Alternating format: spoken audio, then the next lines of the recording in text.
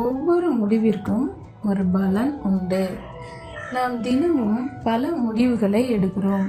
வீட்டு பாடங்களை செய்து முடிப்பதா அல்லது வீட்டில் உதவி செய்வதா என்பது போன்ற சில முடிவுகள் சிறியதாக தெரியலாம். தேவனுக்கு கீழ்ப்படிவதா அல்லது அவருடைய வார்த்தையை புறக்கணிப்பதா என்பது போன்ற முடிவுகள் மிக முக்கியமானவை. யோவாகாஸ் ராஜா வெறும் 3 மாதங்கள் மட்டுமே ஆட்சி செய்தான். ஆனால் அந்த குறுகிய காலத்திலும் அவனுடைய முடிவுகள் அவனுடைய இருதயத்தின் நிலையை வெளிப்படுத்தின. நாம் எவ்வளவு காலம் வாழ்கிறோம் என்பதை விட எவ்வளவு உண்மையாய் வாழ்கிறோம் என்பதே முக்கியம் என்பதை இன்றைய தியானம் நமக்கு நினைவூட்டுகிறது. இன்றைக்கு நாம் வாசிக்க வேண்டிய வேத பகுதி 2 ராஜாக்கள் 23ஆம் அதிகாரம் 31ஆம் வசனம் முதல் 35ஆம் வசனம் வரை. யோவாகாஸ் யூதாவின் மிக சிறந்த ராஜாக்களில் ஒருவனான யோசியாவின் மகனாவான். யோசியா போரில் மரித்த பிறகு யூதா ஜனங்கள் 23 வயதான யோவாகாசை ராஜாவாக தேர்ந்தெடுத்தார்கள். தேவ பக்தியுள்ள ஒரு நல்ல தகப்பனின் மகனாக இருந்த போதிலும் யோவாகாஸ் தன் தகப்பனின் நல்ல வழியை பின்பற்றவில்லை. அவன் எருசலேமில் 3 மாதங்கள் மட்டுமே ஆட்சி செய்தான். அவன் கர்த்தரின் பார்வைக்கு பொல்லாப்பானதை செய்தான் என்று வேதாகமம் வருத்தத்தோடு பதிவு செய்கிறது. தன் தகப்பன் தொடங்கிய நல்ல ஆவிக்குரிய காரியங்களை தொடர்ந்து செய்வதற்கு பதிலாக அவன் மீண்டும் பாவ வழிகளுக்கே திரும்பினான்.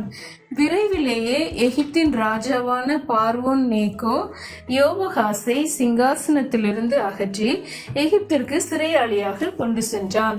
தன் மரணம் வரை அவன் எகிப்திலேயே இருந்தான். மீண்டும் யூதாவுக்கு திரும்பவே இல்லை. அதன் பின் பார்வோன் நேகோ யோவாகாசின் சகோதரனான எலியாக்கீமை ராஜாவாக்கி அவனுடைய பெயரை யோயாக்கீம் என்று மாற்றினான்.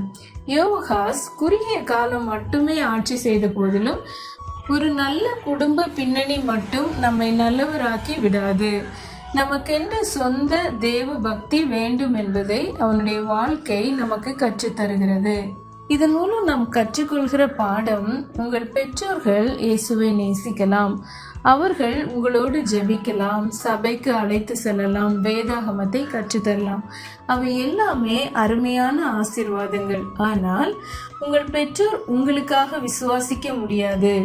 உங்கள் போதகரோ அல்லது சண்டே ஸ்கூல் ஆசிரியரோ உங்களுக்காக தேவனுக்கு கீழ்ப்படிய முடியாது.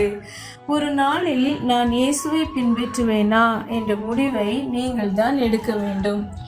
யூதாவின் வரலாற்றிலேயே மிக சிறந்த ஒரு தகப்பன் யோவாகாசுக்கு இருந்தார்.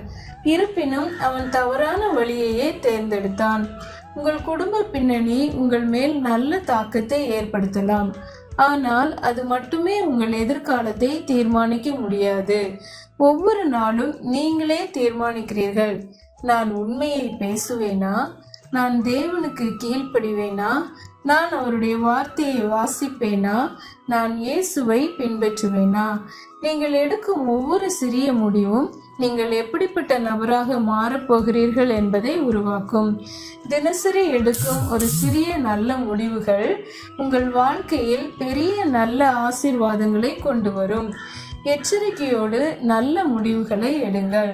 முக்கியமாக இன்று நாம் கற்றுக்கொள்ளும் பாடம், தினமும் எடுக்கும் நல்ல முடிவுகள் ஒரு தேவ பக்தியுள்ள வாழ்க்கையை கட்டி எழுப்பும். சிறிய தவறான முடிவுகளும் கூட நம்மை தேவனை விட்டு தூரத்திற்கு கொண்டு சென்றுவிடும். இன்றைக்கு நாம் படிக்க வேண்டிய மனப்பாட வசனம் யோசுவா 24ஆம் அதிகாரம் 15ஆம் வசனம். நானும் என் வீட்டாருமோ வென்றால் கர்த்தரையே சேவிப்போம் என்றான். ஆமேன். நம்முடைய ஆவிக்குரிய வளர்ச்சிக்காக நாம் செய்ய வேண்டியது, உங்கள் நாளை தொடங்குவதற்கு முன் இந்த எளிய ஜெபத்தை செய்யுங்கள். கர்த்தாவே, உமக்கு மகிமை கொண்டு வரும் நல்ல முடிவுகளை இன்று எடுக்க எனக்கு உதவி செய்யும். பின்பு நாளின் இறுதியில் தேவனுக்கு நன்றி சொல்லுங்கள். அறிவு சார்ந்த வளர்ச்சிக்காக இன்று நாம் செய்ய வேண்டியது, இந்த வாரத்தில் நீங்கள் எடுக்க வேண்டிய ஒரு முக்கியமான முடிவை பற்றி யோசியுங்கள். அதில் இருக்கும் வாய்ப்புகளை பட்டியலிட்டு அதில் எது தேவனுடைய வார்த்தைக்கு ஏற்றது என்று சிந்தித்து பாருங்கள். யாரும் உங்களுக்கு நினைவூட்டாமலேயே ஒரு வேலையை செய்து சுய பொறுப்பை பயிற்சி செய்யுங்கள். உங்கள் படுக்கையை சரி செய்வது, பள்ளி பையை அடுக்குவது அல்லது வீட்டில் உதவி செய்வது என எதுவாகவும் இருக்கலாம். சிறிய காரியங்களில் உண்மையாய் இருப்பது நல்ல குணத்தை உருவாக்கும். சமுதாய வளர்ச்சிக்காக இன்று நாம் செய்ய வேண்டியது, பிறருக்கு ஒரு நல்ல வழிகாட்டியாக இருங்கள். ஒரு நல்ல முடிவை எடுக்க உங்கள் நண்பனை உற்சாகப்படுத்துங்கள். அல்லது தவறான காரியத்தை செய்ய தூண்டப்படும் ஒருவருக்கு அன்பாக உதவி செய்யுங்கள். நாம் ஜெபிப்போம். அன்பு தகப்பனே, இந்த வேலைக்காக உமக்கு நன்றி ராஜா. யோவாகாஸ் ராஜாவுடைய வாழ்க்கையிலிருந்து நாங்கள் கற்றுக்கொண்ட ஒவ்வொரு காரியங்களுக்காக உமக்கு நன்றி தகப்பனே. நாங்களும் எங்கள் வாழ்க்கையில் முடிவுகளை எடுக்கும்போது பரிசுத்த ஆவியானவருடைய ஆலோசனையின்படி சரியான முடிவுகளை எடுக்க, தேவனுக்கு பிரியமான முடிவுகளை எடுக்க கர்த்தர் எங்களுக்கு உதவி செய்யும்படியாய் ஜெபிக்கிறோம். இயேசு கிறிஸ்துவின் நாமத்தினாலே ஜெபிக்கிறோம் பிதாவே, ஆமென்.